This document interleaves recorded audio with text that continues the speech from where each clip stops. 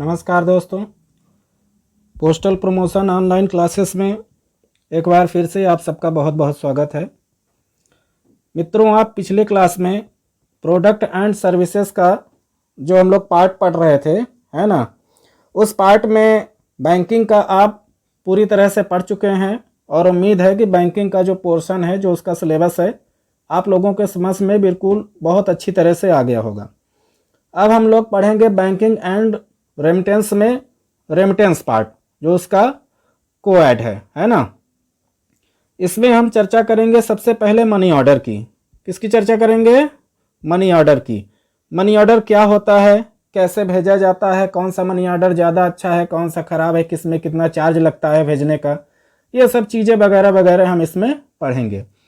अगर बात money order की आती है तो मनी ऑर्डर में होता क्या क्या है, हमको क्या क्या जानना चाहिए। मनी ऑर्डर में सबसे पहले तो अगर मनी ऑर्डर की बात आएगी तो दो चीज़ें होती हैं। कौन सी होती हैं? रेमिटर और दूसरा पेई। रेमिटर मतलब होता है मित्रों जो मनी ऑर्डर को भेजता है, उसको भुगतानकर्ता भी बोल सकते हैं। और पेई मतलब होता है जो मनी ऑर्डर प्राप्त करता है ना, जिसको पैसा जाता है उसको हम पेई या प्राप्तकर्ता बोलते हैं। ठीक है। अब अगर आगे चलेंगे तो आएंगे हम सबसे पहले मनी ऑर्डर के प्रकार में। किसमें आएंगे? मनी ऑर्डर के प्रकार में। अब यहाँ से हम लोग सीखेंगे कि मनी ऑर्डर होता कितने प्रकार का है। अभी तक देखिए बेसिकली मनी ऑर्डर का जो नाम है एमओ का, ये सभी लोग जानते होंगे कि मनी ऑर्डर क्या होता है। आज के टाइम में ऐसा तो नहीं है जो कंपटीशन की तैयारी कर रहे हैं वो मनी ऑर्डर शब्द ना सुने हो, उनके लिए ये पहली बार है। ऐसा बिल्कुल नहीं है, कोई ना कोई कहीं ना कहीं से, है ना, किसी न किसी माध्यम से इस शब्द को वो सुना होगा। तो मनी ऑर्डर के प्रकार में चर्चा करेंगे तो सबसे पहले आएंगे दोस्तों ऑर्डिनरी मनी ऑर्डर, है ना, या इसको हम रेगुलर मनी ऑर्डर भी बोलते हैं। यह मनी ऑर्डर 500 तक के लिए होता है। कितने रुपए के लिए होता है? 500 के। इससे ज़्यादा हम इसके माध्यम से नहीं भेज सकते हैं। ठीक। अब आएंगे हम इलेक्ट्रॉनिक मनी ऑर्डर में, या इसको हम ईएमओ भी बोलते हैं। क्या बोलते हैं? ईएमओ। इसका जो चलन हुआ था, जो स्टार्टिंग हुआ था, वो 2008 से हुआ था, है ना। इसको थोड़ा याद रखिएगा, आता नहीं है फिर भी बनना चाहिए। इसमें क्या होता है, इस प्रकार के मनी ऑर्डर इलेक्ट्रॉनिक प्रोसेस के द्वारा बुकिंग ऑफिस से पेइंग ऑफिस तक भेजे जाते हैं, है ना। जैसे कोई बुकिंग ऑफिस हो गया आपका, भोपाल से हमें इंदौर भेजना है, ठीक, तो इलेक्ट्रॉनिक प्रोसेस के द्वारा ये बहुत जल्दी पहुंच जाते हैं, है ना। अब यहाँ पे यह ट्रांसफ़र कुछ समय के बाद पेई ऑफिस तक पहुंच जाता है। वो कंप्यूटर में इनके शो होने लगेगा, वहाँ दिखने लगेगा। ईएमओ प्राप्त करने के लिए पीओएसबी अकाउंट का होना बहुत अनिवार्य है।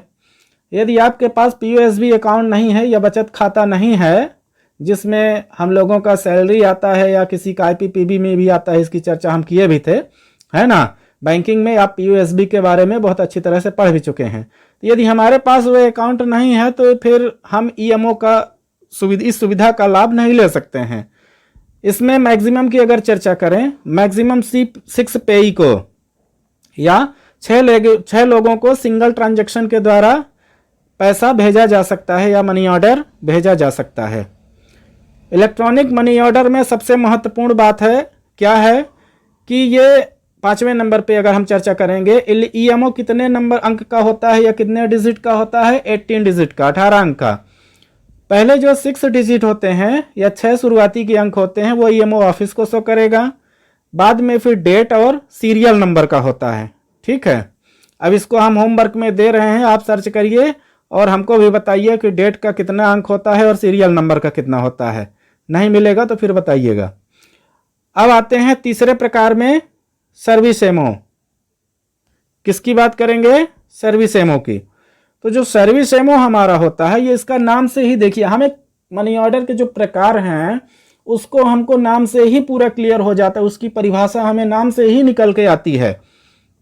यह मनी ऑर्डर पोस्टल डिपार्टमेंट द्वारा अपने ही कर्मचारी को पेड किया जाता है। ठीक है, हम दूसरे को इसका पेमेंट के लिए नहीं यूज कर सकते हैं। फिर वीपी मनी ऑर्डर या वैल्यू पेबल मनी ऑर्डर, ठीक है, यह वीपी के माध्यम से पेड किए जाते हैं। किसके माध्यम से? वीपी के माध्यम से। नेक्स्ट में आएंगे फॉरेन मनी ऑर्डर, नाम से ही क्लियर है। Money order payable eight Nepal and Bhutan, किस देश के लिए ये ऑथोराइज है? नेपाल और भूटान के लिए। तो जो नेपाल की लिमिट है मित्रों वो 2000 रुपये की है और भूटान की जो लिमिट है वो 20,000 रुपये की है। इसके लिमिट को याद रखे रहिएगा, कभी कभी लिमिट के बारे में पूछ लेता है। Next, family allotment money order या family allotment MO, defence authority द्वारा उनकी फैमिली के लिए मनी ऑर्डर भेजे जाते हैं। ठीक है, ये रक्षा मंत्रालय में, जो रक्षा मंत्रालय में काम करते हैं उसके अंतर्गत आते हैं। ये उनके लिए मनी ऑर्डर बनाया गया था, है ना, उनके फैमिली को पैसा भेजने के लिए बनाया गया था। अब आगे आइए, मनी ऑर्डर विदेश।